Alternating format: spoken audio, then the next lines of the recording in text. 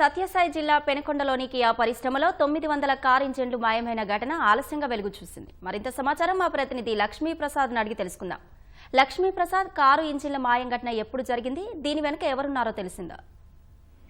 అశ్వని, సత్యసాయి జిల్లా పెనుకొండ సమీపంలోని కియా కార్ల పరిశ్రమలో 900 కారు ఇంజన్లు కనిపించడం లేదంటూ గత నెల మార్చి 19న పోలీసులకు ఫిర్యాదు చేశారు.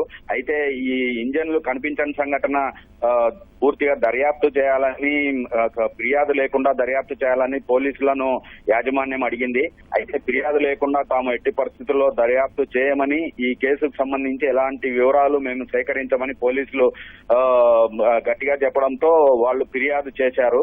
కియా యాజమాన్యం ఫిర్యాదుతో ప్రత్యేకంగా ఒక బృందాన్ని ఏర్పాటు చేసి ఈ 900 ఇంజన్లు ఏవైతే కనిపించడం లేదో దాని మీద దర్యాప్తు దాదాపు 70% దర్యాప్తు పూర్తయినట్లు తెలుస్తోంది.